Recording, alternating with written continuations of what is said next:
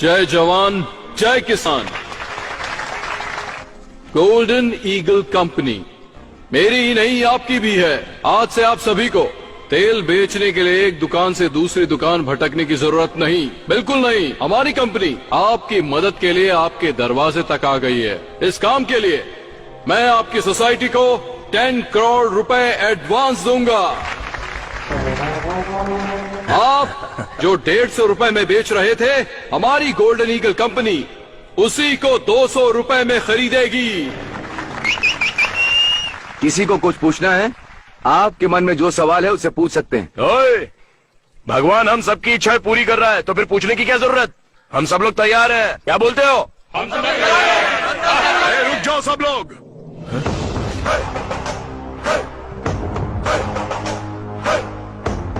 ओ, Nandi brand.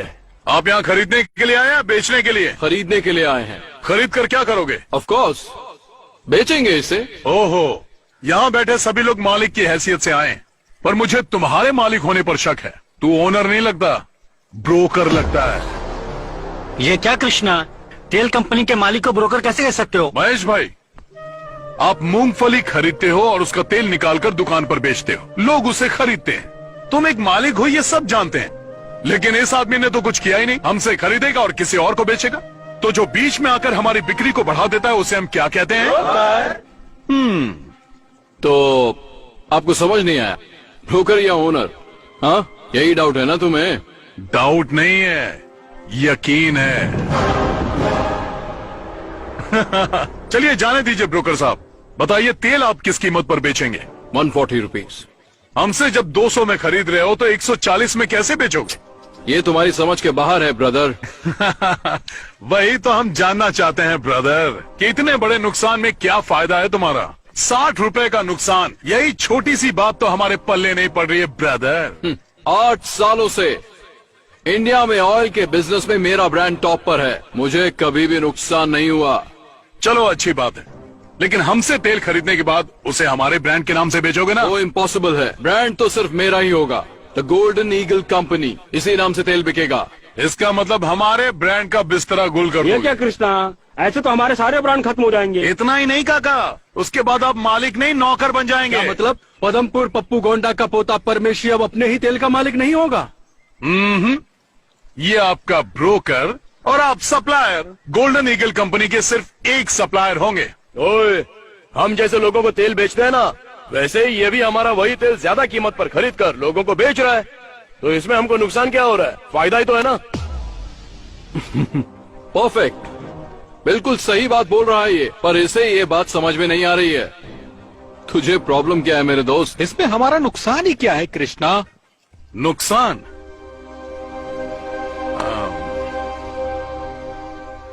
ए सीताराम, हाँ। यहाँ। क्या है कृष्णा? तुम्हारा नाम क्या है? सीताराम। पूरा नाम बताओ। सिल्क सीताराम पूरा नाम। सिल्क सीताराम का मतलब? लगभग 30 साल पहले इस गांव में हमारी एक बड़ी दुकान थी, सिल्क साड़ी की दुकान। खानदानी व्यापार था, बहुत पैसा कमाते थे। घर पर ही बुनते थे और उसे ले जाकर अपनी दुकान में सजाकर बेच देते थे। फिर क्या हुआ? उस समय मैं लगभग 25 का रहा होऊंगा। मुंबई से एक बहुत बड़ी टेक्सटाइल कंपनी हमारे गांव में आई। उस टेक्सटाइल कंपनी वाले ने हमें कहा कि हम तुम्हें 20% ज्यादा फायदा देंगे। मेरा बाप लालची था, मान गया। 2 साल तक तो सब कुछ ठीक चलता रहा, लेकिन बाद में क्या हुआ? बाद में उन्होंने अचानक से सारे दाम धीरे से दम से गिरा दिए। वो दाम हमारे लिए कम था, हम सभी बर्बाद हो गए। मेरे बाप की दुकान बंद हो गई। पर दुकान बंद क्यों की? पूरे इलाके में सबसे ज्यादा नाम था तो दोबारा खोल सकते थे ना? हमारे पास जितने भी ग्राहक आते थे हम बॉम्बे कंपनी भेज देते थे, और वो लोग वापस हमारी दुकान पर क्यों आएंगे? हम लोग भारी कर्ज में दब गए। फिर उसके बाद मेरे पिता ने कर्जे की वजह से प्रॉपर्टी बेच दी, और एक दिन उन्होंने खुद को फांसी लगा ली। दूसरे दिन मेरी माँ ने सबके खाने में जहर मिला के खिला दिया और खुद भी खा लिया। मेरे घर में 25 लोग थे, सभी मर गए। सिर्फ एक मैं बच गया ये दिन देखने के लिए। आज भी जिंदा रुमाल बेचने के लिए। रोते नहीं सीताराम, आज भी तुम अपनी इज्जत की रोटी खा रहे हो। कृष्णा भाई, जब कोई हमारी दुकान में खरीदारी करता था तो हम लोग उसे 2 रुमाल मुफ्त में दिया करते थे। हमने ये रुमाल कभी पैसा कमाने के लिए नहीं बेचा था, लेकिन आज यही रुमाल बेचकर अपना जीवन चला रहा और घुट-घुट के पढ़ रहा हूं। कृष्णा, कॉटन, टेरी कॉटन रुमाल ले लो। आप लोग समझ गए होंगे कि मैं क्या समझाना चाहता था। मैं अपना ब्रांड नहीं बेचने वाला।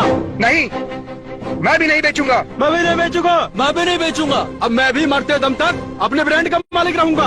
हम तैयार हैं।